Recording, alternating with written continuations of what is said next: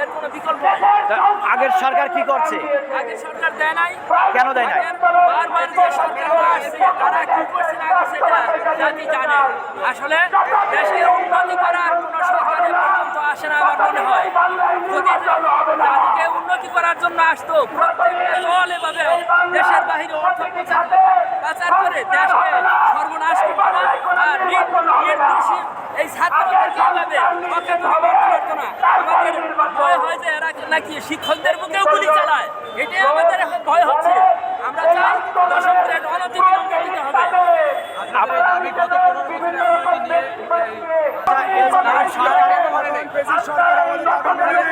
দাবিটি কেন মানে নেই সে বিষয়ে আপনারা কি বলতে চান? আমাদের কেন মেনে নেয় নাই এবং এটা আমাদের দাবি কেন মানবে না, এই আমাদের সরকার আমাদের কোনো নির্দেশনা এবং কোনো ঘোষণা দেয়নি। আমরা কোনো আমাদের আশ্বস্ত করছে কিন্তু আমাদের বাস্তবায়ন করে নাই। কেন বাস্তবায়ন করতেছে জবাব দেয়। এটা শুধুমাত্র আমাদেরকে হয়রানি করার জন্য কিনা এই সরকার কি আপনাদের হয়রানি করতেছেন আপনারা? আপনারা কি বুঝেন না প্রাইমারি শিক্ষকদের কি প্রয়োজন? তাহলে এত হয়রানি আমাদেরকে কেন করেন? এই সরকার কি এটা দাবি মানতে পারবে? অবশ্যই মানতে পারবে। মানতে পারবে না আমাদের থেকে কম যোগ্যতা নিয়ে দর্শক আপনারা যারাই এখানে মিডিয়াতে কাজ করতে আসছেন, আপনারা কি প্রাইমারিতে পরে আসেন নাই? আপনাদেরকে শিক্ষকদের জন্য মায়া লাগে না? শিক্ষকরা অবহেলিত, এটা কি আপনারা বুঝেন না? এত সাক্ষাৎকার কেন, এত ঢালাপালা কেন? আমরা আন্দোলন করতে আসছি বিভিন্ন অঞ্চল থেকে, প্রত্যন্ত অঞ্চল থেকে সারাদিন জার্নি করে আসছি, কেউ কেউ রাত্রিতে জার্নি করে আসছে।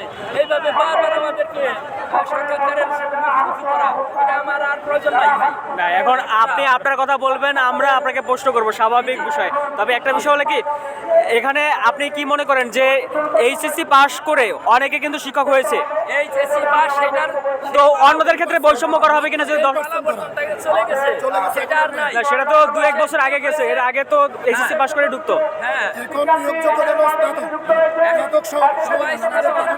এখন তো সবাই স্নাতক, কিন্তু ওই যে শ্রেণীটা আছে তাদের যদি দশম গ্রেড দেওয়া হয় তাহলে অন্যান্য ক্ষেত্রে বৈষম্য করা হবে কিনা?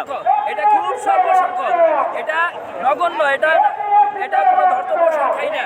1% হতে পারে, 1% তার মানে বলছেন আপনাদের যে এইচএসসি পাসে শিক্ষক পাওয়া নাই, এই ক্রাইটেরিয়াটা অবশ্যই আমাদের জমায় যারা রাখছে। আছে 3.5 লক্ষ সরকারি শিক্ষকের মধ্যে 3 লক্ষ মাস্টার ডিগ্রি আছে, ডাটা আছে। আমরা বিভিন্ন দেখবেন অনার্স মাস্টার্স করে 3 লক্ষই মাস্টার ডিগ্রি, বাকিরা সব ডিগ্রি।